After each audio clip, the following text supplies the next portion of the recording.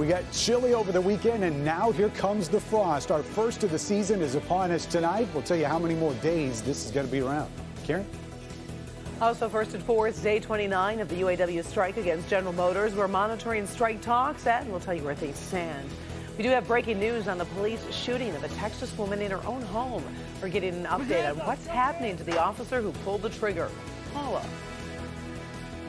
I want you to take a look at this view. This is a pharmacy with a view. I'm going to take you to the latest in healthcare. An employer who's actually bringing urgent and general health care to their employees instead of their employees having to go to it. Live from downtown Detroit, home of WDIV and Click on Detroit, Local 4 News First at 4 starts now. Good afternoon, everybody. I'm Karen Drew. First at 4, we are tracking day 29 of the UAW strike against General Motors. Now, we do know the two sides are talking today, still looking for that breakthrough that will lead to a tentative deal. Over the weekend, the union added $25 a week to the weekly strike pay, bringing it up to $275 a week. But analysts say union workers have already lost more than $624 million in wages. New at 5. Business editor Rob Maloney is working his sources to see what we can learn about the negotiations. We also have breaking news from Novi, and that's where firefighters responded to a large house fire. We're told that the fire happened in the area of 10 Mile and Haggerty. This viewer video shows flames ripping through that house. Sky 4 shows the fire coming out of the roof. Now, it looks like the back of the home was gutted. We've been reaching out to the Novi Fire Department so far. We're not sure if anyone was home when the fire started or if anyone's injured. Working the story, and we'll bring you the very latest here and on clickondetroit.com. An 8th grade student is in custody after East Point police say he threatened to shoot up the high school. They also say a pellet gun was found in a backpack. The secondary campus in East Point was placed on a temporary lockdown this morning. Once the student was in custody, police say things were under control and classes resumed. The school is notifying parents through robocalls and emails. New at 6, more information on the investigation and reaction from parents. Also today, we have a Local 4 update on a deadly hit and run. Police are looking for a driver wanted in connection with the crash in Sterling Heights. A 45-year-old man was killed after being hit on DeQuinder near Metro Parkway this morning. We're told the man was walking across the street but was not in a crosswalk when he was hit. Police are investigating and ask anyone with information to give them a call. A week ago, the weather could not be any better. Now Ben is going to talk about frost advisories. Boy, things sure change quickly. That's true, Karen, but we are in the middle of October, so we're getting to that point where this is something that we're going to have to deal with, and tonight's the night. All of us under the frost advisory, and this runs until 8 a.m. So if you've got delicate plants outside and you want to save them, either cover them up or bring them inside until that frost threat moves on. Past the commute tomorrow morning. So let's look at the lows tonight. Upper 30s is what we're expecting around the city of Detroit, but getting down into our south zone, this is going to be one of the coolest spots, and there may be a couple locations, especially down there towards Morenci, that actually hit 32 tonight. The rest of us in the mid 30s. West zone, that west area, going to be seeing the mid 30s out there as well. And north zone, most of us will stay away from that 32-degree mark, but not by much. And we'll see a few more days of this. But we do have warmer temperatures in the forecast, so we'll look at all that in just a few minutes. Karen? Thank you, Ben. Right now, Fort Worth police officer has resigned after he shot and killed a woman inside her home over the weekend. Officer Aaron Dean killed 28-year-old Atiana Jefferson on Saturday. Police were called to the home for a wellness check. Body cam video shows the officer walked up to a window and fired a shot seconds after he's heard yelling, "Show me your hands." He's not heard identifying himself as an officer. Jefferson's family wants Dean arrested. The police chief says he was ready to take action. My intent was to meet with him today to terminate his employment with the Fort Worth Police Department. However, the officer tendered his resignation this morning before we met. This man murdered someone. He should be arrested. Right now, the former officer is not under arrest. An investigation into the shooting is going on this afternoon. House of Representatives impeachment investigation continues today in Washington with more closed-door testimony. Kimberly Gill in the newsroom. And Kim, this could be a pivotal week on Capitol Hill. Hi, Karen. Good afternoon. Today may be Columbus Day, a federal holiday, but for members of 3 committees in the House of Representatives, they were at work today. They were questioning a former White House advisor about President Trump's dealings with Ukraine. Fiona Hill arrived on Capitol Hill this morning. She appeared before a joint hearing of the House Intelligence, Foreign Affairs, and Oversight Committees behind closed doors. Hill is a former senior director of the National Security Council with her focus on Russia. While the White House is refusing to cooperate with the impeachment investigation, Hill responded to a subpoena.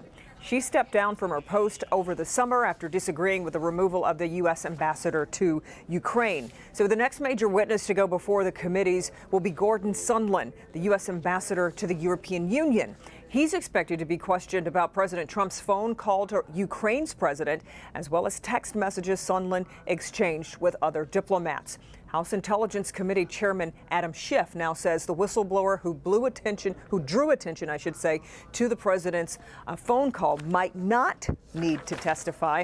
President Trump continues to condemn the impeachment inquiry and says that he did nothing wrong. The House impeachment inquiry has also scheduled 2 other State Department officials to testify this week, but it is considered unlikely that they will appear because of the White House's effort to block testimony from any current administration officials. So we'll have an update on all of this from Capitol Hill coming up on Local 4 News at 5. Until then, Karen, we'll send it back to you in the studio. As always, we appreciate it. Thank you, Kim. Sure.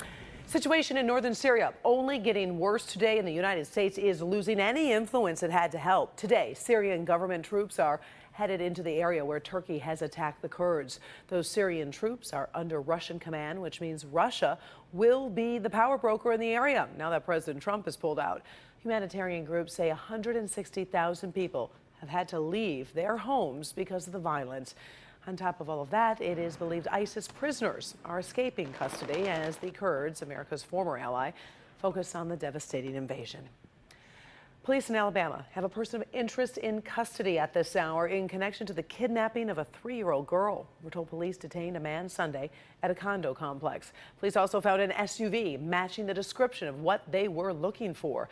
Meantime, police are searching for 3-year-old Camille McKinney. We're told she was kidnapped while at a birthday party on Saturday. Her father desperately wanting her home, asking for help in finding her. I just want my daughter back. I pay anything, I put up anything, anybody that know anything what's going on. FBI and U.S. Marshals are assisting Birmingham police with the search for the child. Closer to home, one of the biggest employers in downtown Detroit is about to offer an interesting new perk at the workplace. Workers will be able to get medical care without leaving the office. Paula Tutman takes a look at how it works and why the company thinks this is a good investment. So I want you to see this. So this looks, kind of like a pharmacy because it actually is a pharmacy. Just like this looks like an examination room because it is. But take a look at this. This isn't called examination room B, it's called eucalyptus. In this particular workspace, if you get sick, you don't have to leave work, hop into your car, drive to the burbs, get an appointment with your doctor. You need only press the elevator button to the penthouse and you are there. The Rock Health Collective, powered by Premise Health, a one-stop shop for wellness that includes doctors, mental health counseling, physical therapy, even urgent care. The Rock Health Collective is something we just opened today, this morning, for our team members to help them take better care of themselves and be the best version of themselves. Factor in that the Rock family of companies, which includes Quicken Loans, Bedrock, Rocket Mortgage, pretty much any of the Dan Gilbert companies with a rock in front of the name or behind it, can simply use their health plans to come here for many of their health needs. They can get their prescriptions here for themselves and their dependents. They can also get anything over the counter. They have a much lower price point for our team members than you would otherwise get at a retail establishment. Even like Costco and Sam's? Yes. No way. Way. The 17,000 square feet of healthcare facility is possible because of the accreditation and certification of Premise Healthcare, which actually does this with large companies by going in and bringing hospital-like features with it for large employers. We provide big healthcare to big companies across a suite of services, so primary care, occupational health, pharmacy, fitness, wellness, physical therapy, occupational therapy. In an era where time is money, the fact that an on-site service inside the First National building with its vast accredited professional staff and partnership with Walgreens Pharmacy can get 17,000 employees seen and treated in the blink of an eye, as opposed to a jump in the car, a ride to the burbs, and a hope that your doctor might possibly be able to see you. If our team members are here, they don't have to travel long distances. They don't have to go outside, take a half day because their doctor is out, out somewhere in the suburbs, but instead can secure care here. The new wave of healthcare with a view to boot. That rocks for its employees. Paula Tutman, Local 4. And Rock Ventures currently has 1,000 employee openings that range from technical to marketing to mortgage specialists. The company says this is one more way to convince employees not to look elsewhere and consider new opportunities. Still ahead, first at 4, the fight over fur just reached a new milestone. Millions of people may be saying goodbye to fur coats, the new law and the exceptions. Also ahead, a local teenager is taking Juul to court. We'll talk about her claims connected to vaping later in this newscast. Up first, watch your screen closely. A taxi hits a woman on a scooter, and that is just the beginning of a few terrifying minutes. The video and the rescue right after the break.